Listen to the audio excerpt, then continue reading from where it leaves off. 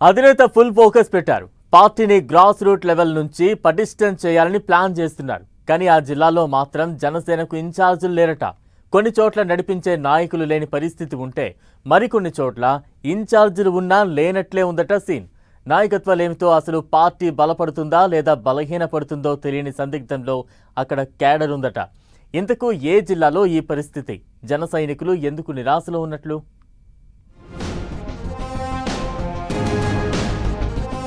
పశ్చిమ గోదావరి జిల్లాలో జనసేన దూకుడేది.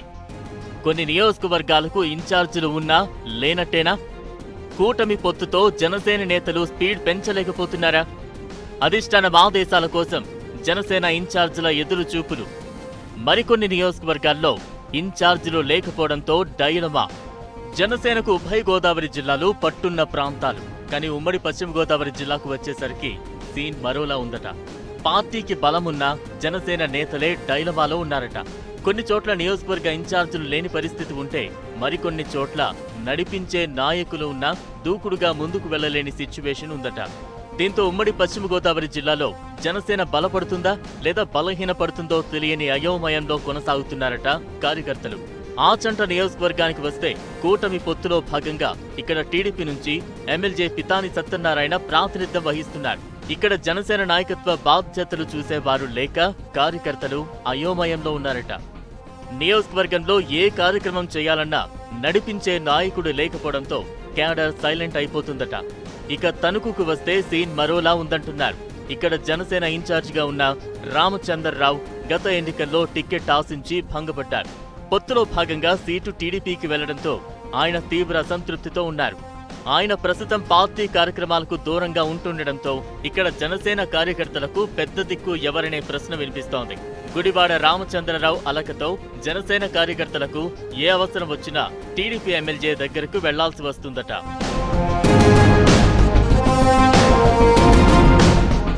ఇక పాలకొల్లులో జనసేన కీలక నేత బన్నీవాసు పార్టీ వ్యవహారాల్లో చురుగ్గా పాల్గొంటున్నారు. అయితే ఆయన ఎక్కువ సమయం హైదరాబాద్లోనే ఉంటున్నారన్న విమర్శ ఉంది. స్థానిక క్యాడర్తో కోఆర్డినేట్ చేసుకోవడంలో ఎక్కడో వెనుకబడిపోతున్నారన్న టాక్ వినిపిస్తోంది. పైగా ఇక్కడ మంత్రి నిమ్మల రామానాయుడు సిట్టింగ్ ఎమ్మెల్యేగా ఉండి నియోజకవర్గంలో సుడిగాలి పర్యటనలు చేస్తున్నారు. దీంతో ఇక్కడ జనసేన లేదా ఇతర పార్టీలు బలపడే అవకాశం తక్కువే అంటున్నారు. పైగా నిమ్మల రామానాయుడు కేవలం కొంతమంది జనసేన నేతలకు ప్రియారిటీ ఇస్తూ నియోజకవర్గంలో తమ పార్టీని బలపడకుండా చేస్తున్నారని జన సైనికులు అంటున్నారు.